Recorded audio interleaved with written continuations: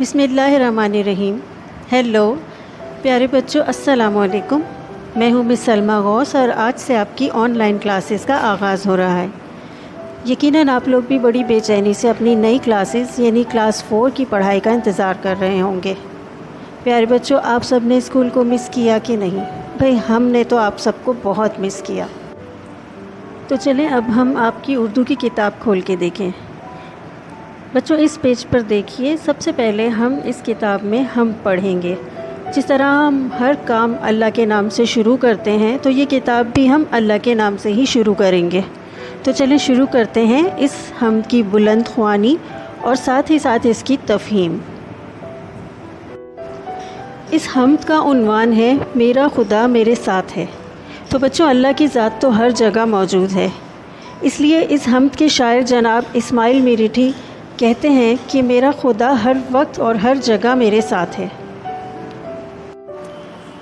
ہمیشہ میری خدا پہ نظر، رات ہو دن ہو شام ہو کہ سحر، نہ اجالے میں ہے کسی کا ڈر، نہ اندھیرے میں کوئی خوف و خطر، کیونکہ میرا خدا ہے میرے ساتھ۔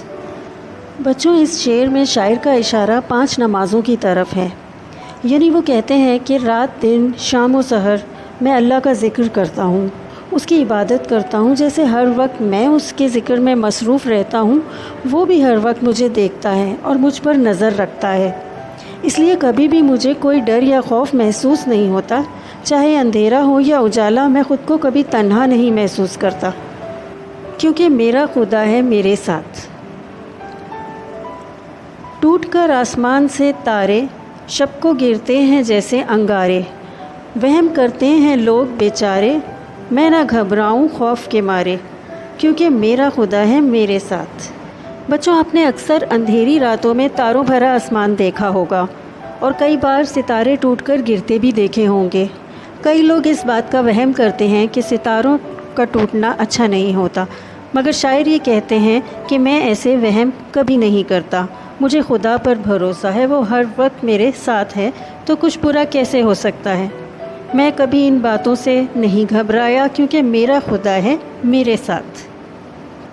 میرے رستے میں ہو اگر میداں، یا پرانا کوئی کھنڈر سنساں، کوئی مرگھٹ ہو یا ہو قبرستاں، نہ خطا ہو وہاں میرے اوساں، کیونکہ میرا خدا ہے میرے ساتھ۔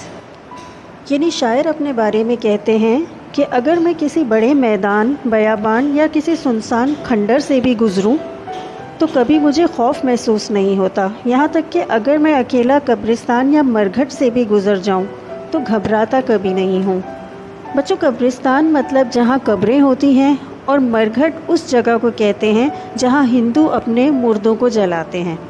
تو شاعر کہتے ہیں کہ ایسے وقت میں بھی میرے کبھی اوسان خطا نہیں ہوئے، یعنی میں کبھی بھی خوف سے بدحواس نہیں ہوا، نہ گھبرایا، کیونکہ مجھے یقین ہے کہ میرا خدا ہے میرے ساتھ۔ اس کا آخری شعر ہے، ہو بیاباں میں گزر میرا، یا سمندر پہ ہو سفر میرا، دور رہ جائے مجھ سے گھر میرا، رہے پھر بھی قوی جگر میرا، کیونکہ میرا خدا ہے میرے ساتھ۔ بچوں اس آخری شعر میں بھی شاعر نے یہ مثال دی ہے کہ اگر وہ سمندری سفر پہ بھی چلے جائیں تو ان کو یہ احساس نہیں ہوتا کہ وہ اپنوں سے دور، اپنے گھر سے دور تنہا رہ گئے ہیں۔ ان کا دل بہت مضبوط ہے، کیونکہ وہ کہتے ہیں کہ ہر وقت میرا خدا ہے میرے ساتھ۔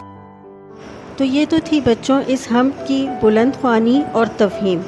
امید ہے آپ سب کو یہ حمد سمجھ میں آئی ہوگی۔ اب آپ خود بھی اس حمد کو ہجے کر کے پڑھیے تاکہ آپ کی پڑھنے کی پریکٹس بھی ہو۔ اپنی اگلی ویڈیو میں آپ کو اس حمد کی تمام ایکسرسائزز کرواؤں گی، یعنی ہم اس کے تمام سوال و جواب کاپی میں کریں گے۔ تو بچوں اپنی کاپیز ریڈی رکھیے گا۔ کاپی کے اوپر اور اندر دونوں جگہ آپ کا پورا نام، کلاس اور سیکشن ضرور لکھا ہوا ہو۔ اپنا بہت سا خیال رکھیے گا۔ آپ سب کا بہت بہت شکریہ اور اللہ حافظ۔